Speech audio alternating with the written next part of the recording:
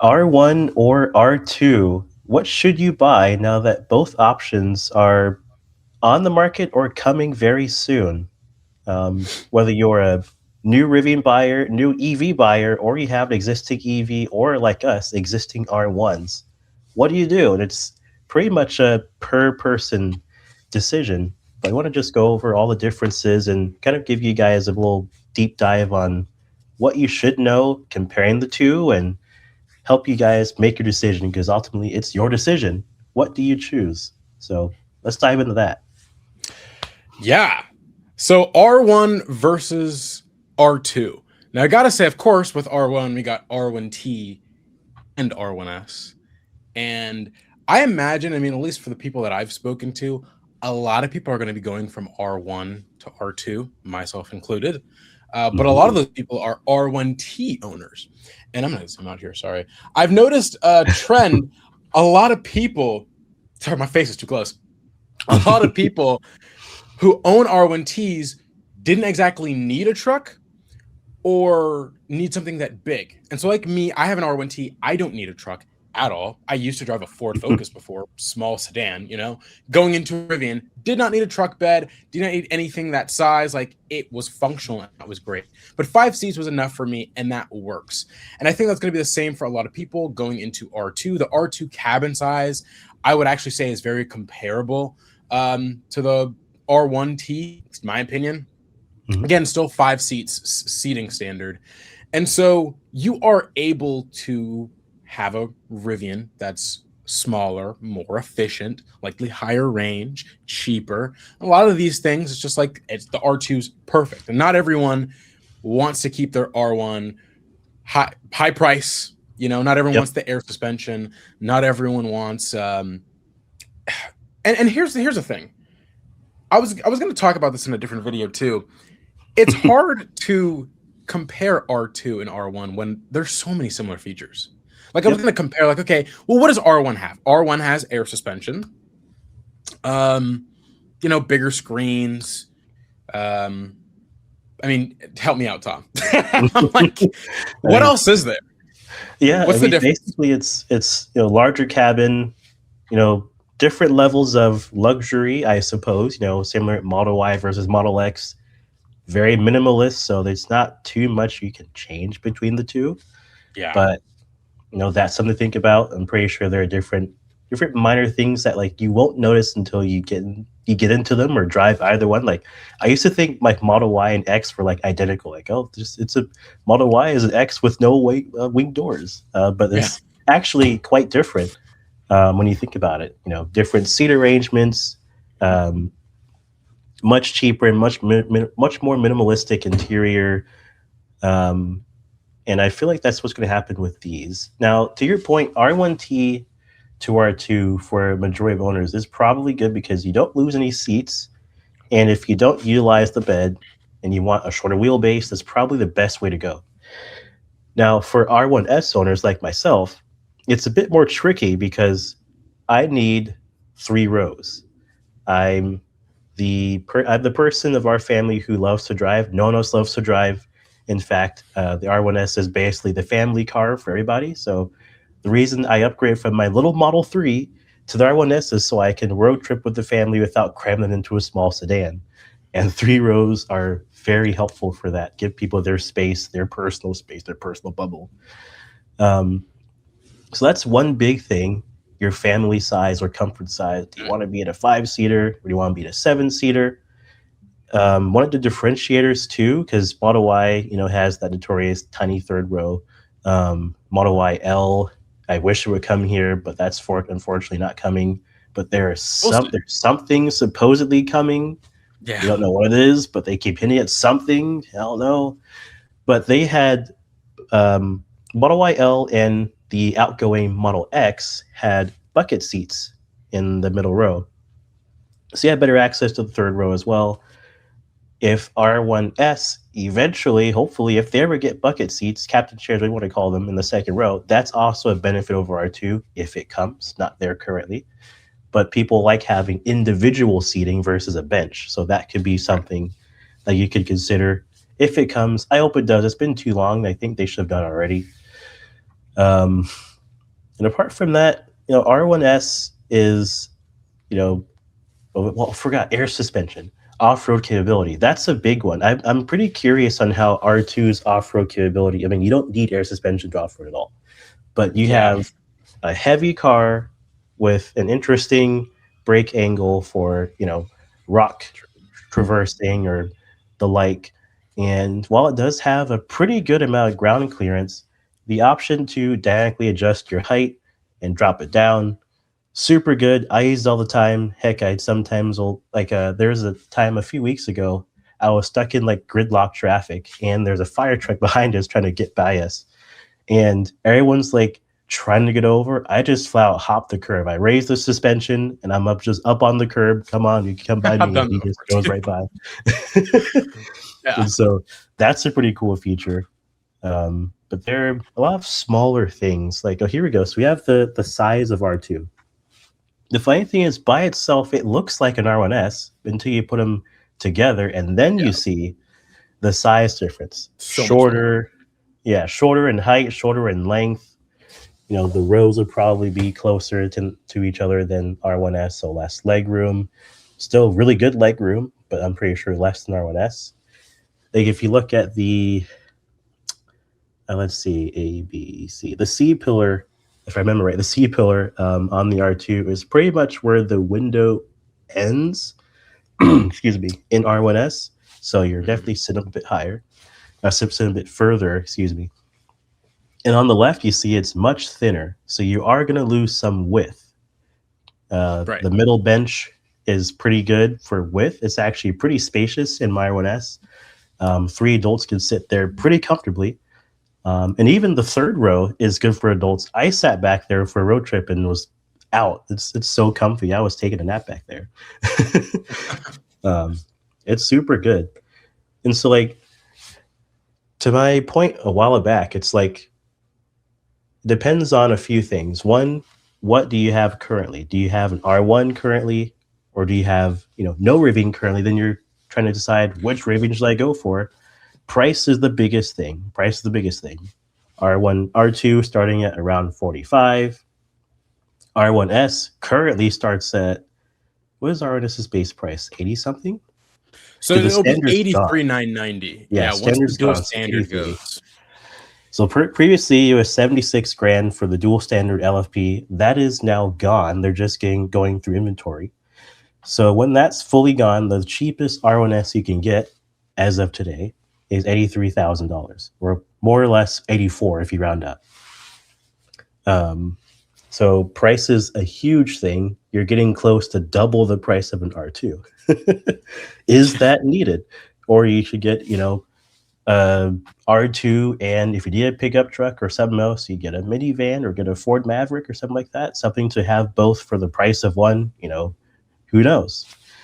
If you're going from an existing other vehicle, for example, just a random car, no one knows about this car, Model Y. If you're going from a Model Y, what would you get? Do you need more space? Some people upgrade from Model Y to Model X. Do you need more space? Model Y to R1S or Model Y to R2. The beautiful part is the teardrop shape going from that to the box shape of a Rivian, I think is already a really good size upgrade. I mean, you get so much trunk space alone. Looking at the trims here, standard premium performance. Okay, I was going to refresh myself on the Rivian trims, but yeah, what are your thoughts on the pricing thing? So I will say, once you mentioned Model Y and Model X, it kind of got me thinking. And I mean, immediately when Model Y entered the market, it made the Model X seem a little less like a needed option. It's some like 70 something percent of drivers are driving by themselves. So most of the time, you're not going to need more than one seat, let alone 5 seats, right? Very, So, very most cars true. have 5 seats, right? But most people are going to prioritize that one. And so a lot of people who may like the size of the R1S are still going to opt in for the R2. A lot of people can benefit from the size of the Model X, are still going to go with the Model Y because Mhm. they still have a core of 5 large seats that work. Yep. But yeah, when you start comparing something like the Model Y, Model X, and then R2, R1S, I will say R2 is much more like R1S than Model Y is to Model X. There are some very Mhm. large design structural differences from the Model X and Model Y, to the Falcon Wing Mhm. doors, to the driver's display, the binnacle behind the steering wheel. A lot of these things that just fundamentally make the Model Y a different car. And still, we saw that the Model X was affected by the Model Y. Its Yep. sales kind of tapered off a little bit. It still sold very well. It was still like the second best-selling three-row EV SUV in the United States, and so followed by the Rivian R1S. But didn't even include that. But it was still good. But the Model Y really took over a lot of those sales. I Mhm. think that R2 is really going to dip into and even cannibalize into R1S sales, because the Yeah. R2 and R1S, at least in my eyes, are just very similar. Of course, we went over those size Yep. differences. These cars are so different in size. There's a picture of the Rivian R2 next to the R1S at in Montana with the Rivian Adventure department, and they're like side by side, and you can see how much of a size difference that those two vehicles are, and everyone can see it on screen. I know me and Tom's like, what are you talking about? But it's on screen for Yeah, like everyone where? watching. Okay. Like I can't see But it. the size difference is so much different. But besides that, the software, the fact that you have a driver's display, and the software that we see in R2, a lot of that is expected to carry over into R1, and the basis of the R2 software is R1. Mhm. And so all of these things are meshing together, right? You have the same headlight design that's very familiar, the Dyson oval headlights with the light bar. The door handles, the same door handles we see in the R1. It's not like you're getting a different door handle versus the Model Y, Model X. R2 is so much similar to R1S. I think for like 99% of people, if you're cross shopping R1S and R2, I mean, what are you doing? Might as well just get the bigger one, get the R1S. You likely have the $80,000 to spend for it. But for everyone else, I think R2 really is just the vehicle to get. And it'll be interesting to see how this plays out going forward, because there are a lot of Mhm. decisions that Rivian could have made to kind of differentiate the R2 and the R1S or the R1 vehicles, but they didn't. And we see what Tesla did with the Model Y. So much of it was cut, but in a way that it was still at its core very functional, good vehicle, amazing software, good autonomy, a good ecosystem, good, decent range, decent charging. Um, and it kind of the same thing with the R1S here, and the R2, except almost everything that we get in the R1 is kind of being carried over to the R2, right? The Yeah. interior design, the touch materials, you know. Mhm. Um, I mean, functionally, it is like just a smaller R1S, and so Yep. I think at its surface, like this conversation we could be like end it right here, like R2, just get R2. But yeah, it is definitely a toss up, and for majority of people, I just say R2 is like the better option. I'm not sure if that's what you saw, Tom, when you were bringing up, right, Model Y and Model X Yeah, and R2 and R1S. a little bit. It's the same thing. R2 is in the same kind of ballpark as Model Y from a mass market perspective. The cheaper the cheaper price goal is probably the biggest thing that will be the difference maker for people, and that will determine the massive jump in sales in R2 and the dip in sales for R1, becoming a kind of not niche but more of a luxury option for Mhm. SUV buyers. Model X became that very quickly when Model Y came out, because people can now buy a crossover Tesla without paying, you know, at the time. I mean, when I bought my Model 3, Model X's were insane. They're like 120K for something like that. Right. Now they're, before it left, of course, they are between 70 and 80 and 90, fluctuating between that. But even then, it's still much more than the Model Y, which is in the 40s now. Even in the 40s and 30s, depending on what you get, depending on the tax credit, that's gone now.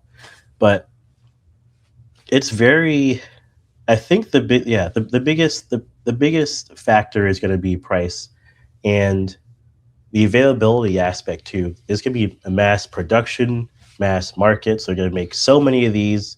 There are going to be so many of these saturated in the market too. So R2 will be pretty quickly within a few years and a lot of used car options, which would be pretty cool. Used R2s would be crazy. I can't wait for that.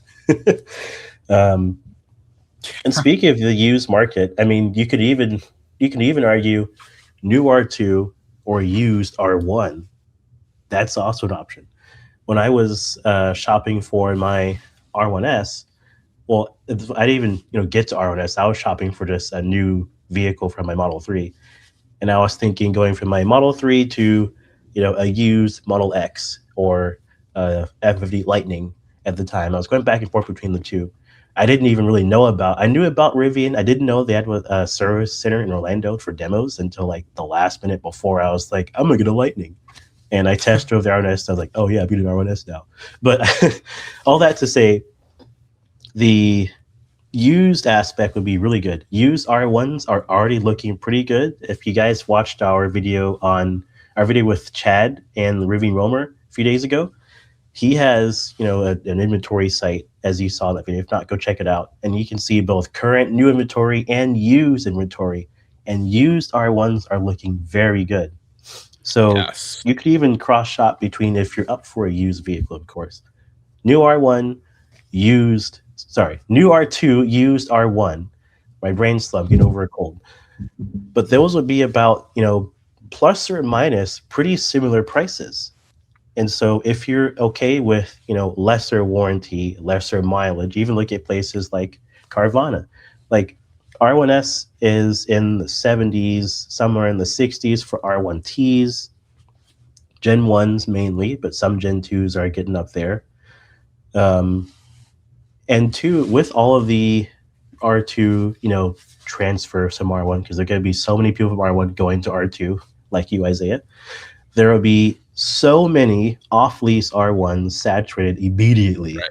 And so Rivian will have a huge used inventory of off-lease, well taken care of R1s. There'll be people selling their owned R1s to places like Carvana, back to Rivian, back to or the CarMax or regular dealerships, you name it, private sell. So we could see the value of the used R1s be a bit affected by this. It could go plus or minus, I'm not sure, but I'd love to see, like this one, a launch edition R1S quad. Is that a quad? I think they only had quad in Yeah. 22, so it has to be 55 grand, 58, 57. Those are great prices. Obviously, mileage, they could have a history on them, but I love to look at used cars. We recently had some, used cars videos on the Bitch channel. I want to do some more of those too. But that could be a very compelling offer. I could just get a used R1 and save, all this money for the same cost as R2. If you need those features more, or if you want a better value to money ratio with the, knowing that you're getting a used car, of course. It's a pretty compelling offer. 3 rows, air suspension. If it were Model X and Model Y, I'd say better audio system, but I don't think that's the case for, for these ones. I've yet to test I wanted R2. to compare R2 and R1S, and I'm like, the sound system. Yeah. Like, come on. Like, let's not even. I've yet to test R2, but I'm pretty sure it's going to sound better than R1 purely because of the smaller cabin. Like R1T sounds way better than R1S. Model Y and Model X always had a better sound system. Dual subwoofers in the back, much more drivers on the headliner. Everywhere, it's just good audio setup. It was one of the upgrades of like luxurious upgrades. You go from Model Y to Model X. Audio experience. That's something, unless they fixed a lot, but they need to do some more work on R1. That's something, if audio is your thing, keep a lookout for when I get access to an R2, because I'm definitely making a video on that on here, on the audio system, because that'll be some people like myself, audio is a very important part of a vehicle purchase. And if you want better sound, it may be R2. Who knows? Like had I known, I was kind of duped into it. I didn't realize Gen 2 audio was going to sound so poor. I'd only test drove, I don't know, maybe 10 times of different Gen 1s with Meridian, Elevation. They sound great. Gen 2 came out. I ordered it. I put premium audio because I'm like, yeah, it's gonna sound so good. I can't wait. It wasn't so good. So yeah, that's a whole other story. But audio is typically one of the upgrades from mass market to luxury class. But we'll see if that happens for Rivian. Now, if you're going from R2 to R1T, probably R1T would sound better because really small cabin, drivers facing right toward you, close subwoofer. So acoustics wise, it'll probably sound better. But if you're going R2, R1S, that's going to be something we'll have to test later on. But that's just the audio nerd in me rambling along. Yeah, I will say the R1T audio is very good to me. If you've ever heard me say it's bad, I was just bandwagoning and I was like just trying to make everyone else feel good. I actually think the R1T audio is good. R1S audio, on the other hand, is quite arguably just bad. I'll just say it's bad.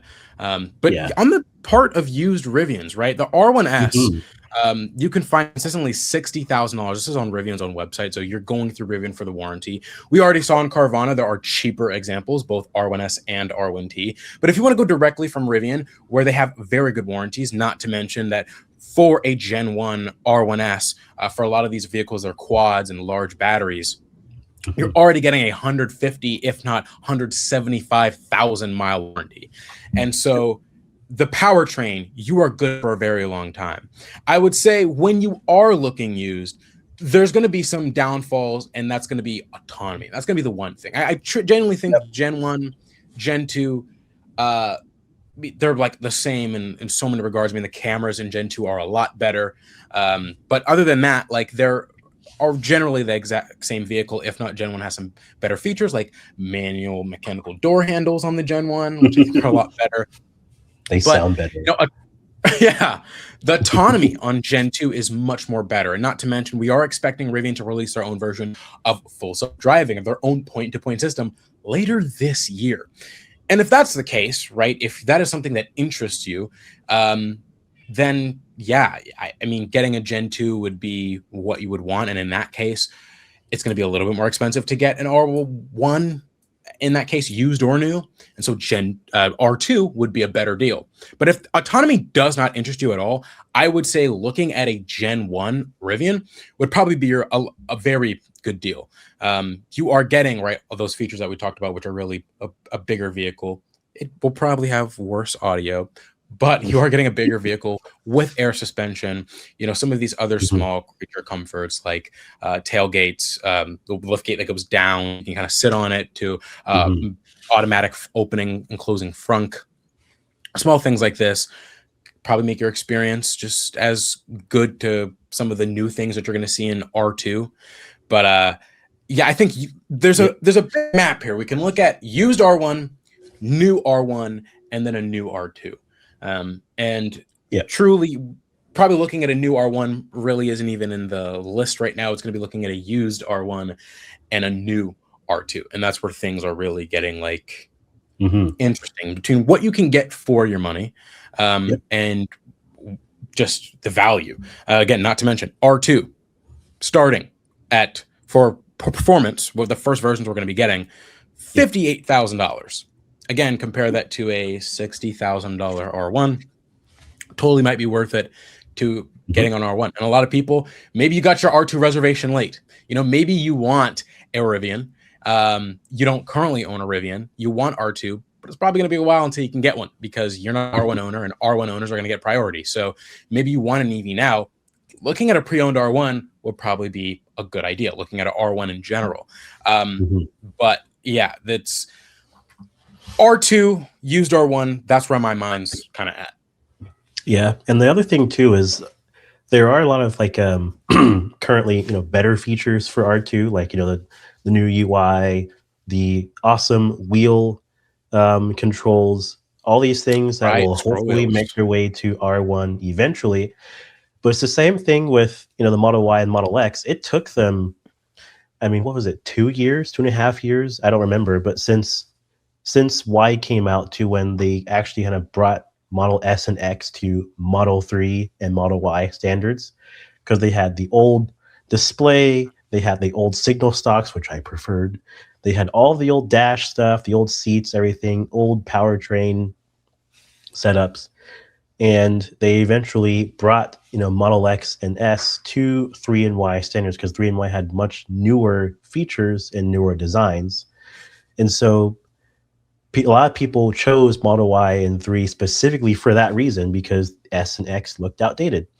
And so there will be a period where, I mean, thankfully, it's not too bad for R1 and R2, but there are certain things that will look outdated and feel outdated from a manufactured right now R2 and a manufactured right now R1, because there's going to be that kind of overlap. We might not see it till, I don't know, the next Gen 3 Rivian, maybe. Right.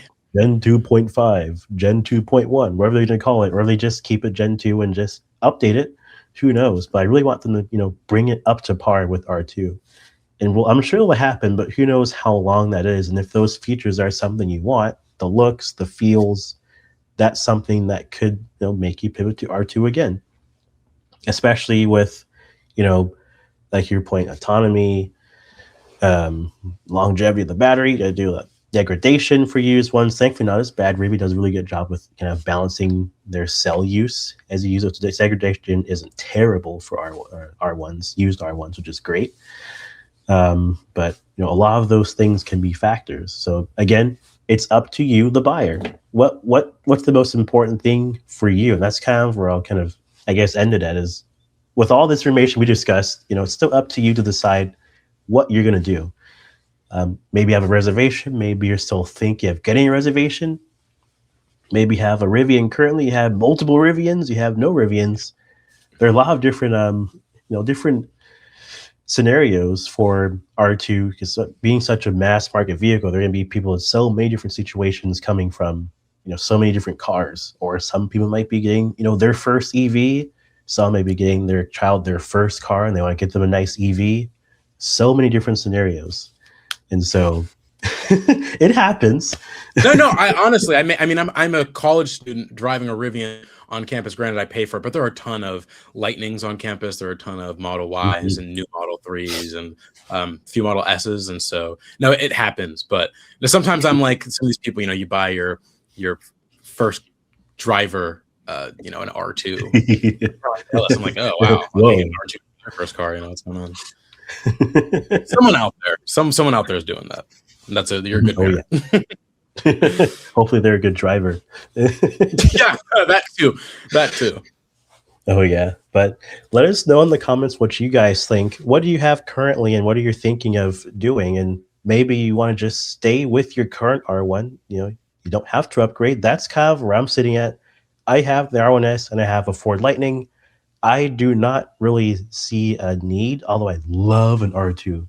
Space is very important to me. I tow a lot. I haul a lot of stuff in my cars. So the R1S having very high towing capacity, it's in the 7 to 8,000 pound weight rating. I tow my camper. I tow U-Haul trailers. I tow flatbeds. Everything.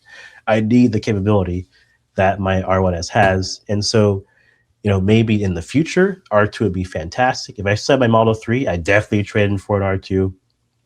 But with my current, garage setup, in my mind, as great as an R2 would be, if I were to replace my R1S with an R2 for my needs, it would be a downgrade in size and capability.